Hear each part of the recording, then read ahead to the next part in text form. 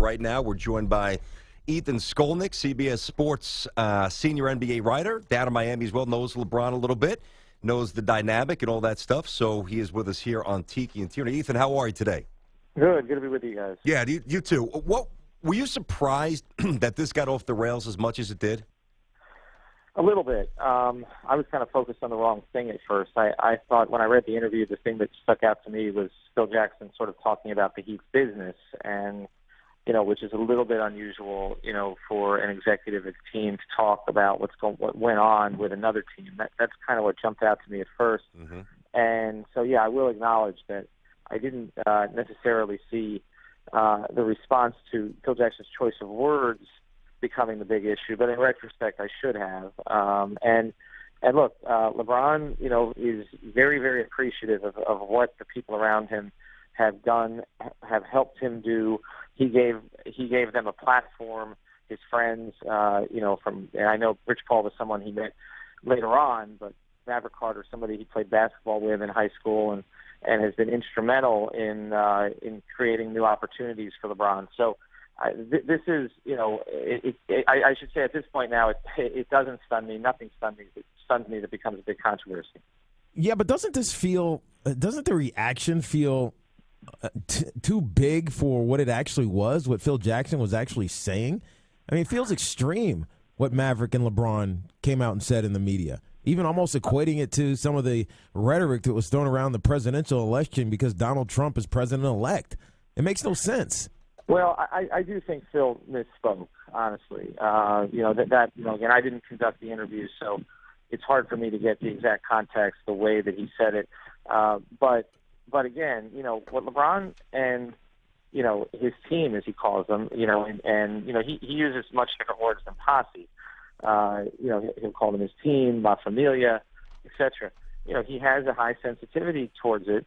Again, because he did something so unconventional, which was, he didn't go with people who were necessarily experienced in the business at the beginning. He went with the people he trusted most. And so, is this reaction, we're on a second day of it now. I'm not sure how much more legs it's going to get at this point. But if you look at LeBron's career, certainly he's had a ton to do with it. Obviously, he's the best player in the world, or arguably. Whether you say he's one now or two or three, he certainly proved in the finals last year that there was nobody better than him.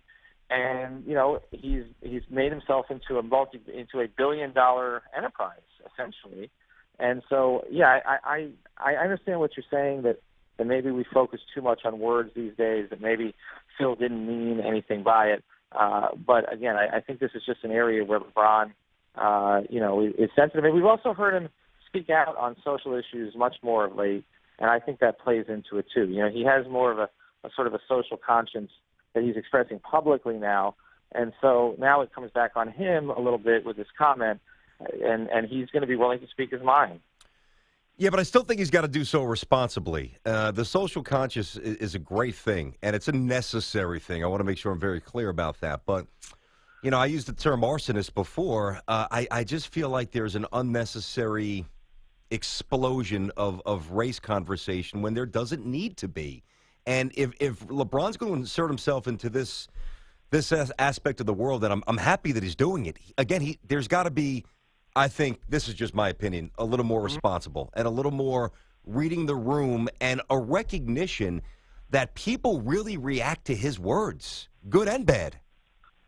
Well, there's no question about that. I mean, whatever he says is going to be a major story, and that's been the case basically since he's been 17, 18 years old. I mean, whatever LeBron says is going to ignite the national conversation. There's no question about that. And I understand exactly what you're saying, because we have to look at people's intent, right? And I don't think that Phil intended it to be taken the way that it was taken. But LeBron also has a right, I think, if it bothers him, to express that right. I mean, that's the whole thing about First Amendment. And, one side can say something or somebody can say something, but the person who feels like they're affected by it is allowed to say something back too. So, that's kind of why we end up with second-day stories and third-day stories and four-day stories, because it keeps going back and forth. Yeah. I mean, again, my initial take on it was that, Phil was talking about something that happened, sort of inside the Heat's house. And I was trying to figure out, okay, is this something he got secondhand, that LeBron wanted to stay overnight and all the rest of them? The facts of that are not really, Phil, I think, had sort of misinterpreted what the facts of that situation were. In general, I think, Phil could have, done that interview without talking about this particular situation. And you can argue that LeBron maybe shouldn't have inflamed it, but it all starts with the interview and Phil's comments. So that's kind of the way that I look at it. Well, let's face it, Phil's old. I mean, and not that 71 is old necessarily. I mean, it's not young, but it's not old. Although I don't think I would have said that when I was 20. I think I would have said that it was really old, but now that I'm in my early 40s, it's not that old. But the difference in generations was really illuminated as well, and there's a lot there, of course. Just very different people, different backgrounds. Ethan Skolnick with us here, CBS Sports senior NBA writer. Do you think it shines a light? Carmelo Anthony's response, let's get a basketball response out of this here. The way Carmelo, and he was asked about this, it's not that he just willingly injected himself into this conversation. Somebody asked him about it at practice, and he gave a response. We all know what it was. Does that shine a light on maybe his relationship with Phil? Because he didn't really back Phil, and that's fine. But it seems like, to me, I'm reading through the tea leaves, and I could be wrong, but that's almost like Carmelo saying, I got no use for this guy. He's done nothing for me from a basketball point of view, and I'm not going to stick my neck out there for him. Is that a wrong read? Well, I think a lot of it has to do with the fact that Carmelo and LeBron are so close. I mean, look, players, we've witnessed the same situation here in Miami. Like, everybody was on board with Pat Riley while the winning was happening and everything else. Everyone was kind of getting what they wanted. And then we've seen what's happened with every member of the Big Three in Miami. Now, Chris Bosh was kind of, other circumstances that he was dealing with from a health perspective, and that's where the dispute came from. But what we've seen is that LeBron and Dwayne and Chris have stayed connected, and all of them had their different issues with Riley. There's just, I think, a natural tendency now for players to, back the players that they're close with. Carmelo is close with LeBron. Obviously, they're part of the so-called Banana Boat crew. He wasn't going to go against LeBron in that situation, and I'm not questioning how he really feels about it, but obviously he's going to back his friend. Now, as far as Phil goes, what Phil's at a point now where it's kind of make or break. What is he doing with the Knicks organization? Where are they headed, at this point? And so far now what we've seen is that it's been kind of unclear. He's got, a young player in Porzingis who's a really, really good developmental player, beyond a developmental player at this point.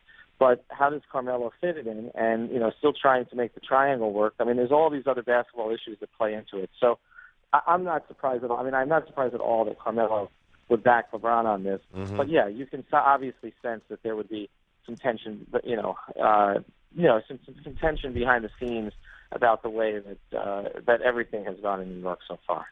Ethan, I want to pull you back off the court, and it's not really in the context of this posse conversation, but LeBron and Carmelo and some of these other basketball players have become brands in and of themselves, and billion-dollar brands to an extent. If you look at LeBron's off-court contracts, I wonder if the fan cares about that. I wonder if the fan sees them as businessmen or only sees them as an athlete. Because I think that may be one of the reasons why Maverick and LeBron are so sensitive to being just classified as an athlete. Well, yeah, I think, do the fans see it that way? Look, I think the fans buy the products. The fans consume the television, when they see their favorite players, on, or, LeBron, again, has been doing a lot of stuff with his production company, Spring Hill. Is that where the disconnect is? Perhaps. I just know that, look, LeBron obviously created a platform for himself by being great at what he does, and there's no question about that. And then he entrusted friends and associates that he'd known for a very long time to help him move to the next level. And the people who have done that have felt like they really helped. They are part of this too. That they're a big part of this too. Do the fans care about it? Whenever you write about what players are doing off the court, you never know how the fans are going to react to it, because they just care about what the player that they like is doing for them, right, on the court. And a lot of times what you get from fans is, well, this person is involved in too many things off the court. We used to hear that with Shaq all the time, right? Like Shaq wasn't focused enough on what was happening on the court. That's what a lot of fans felt, because he had all these outside enterprises. And I don't know that that's necessarily the case. I think that players are able to juggle these things. I think that they're able to pursue these other options with the people that they most trust and make those kind of deals. Good stuff. Interesting stuff. Hey, next time we'll actually talk some hoops. How about that, Ethan? Cool? How about that? How about the Clippers, huh? We'll get to it all, man. Thanks, buddy. Appreciate it. Thanks. All right. Ethan Skolnick, CBS Sports senior NBA writer.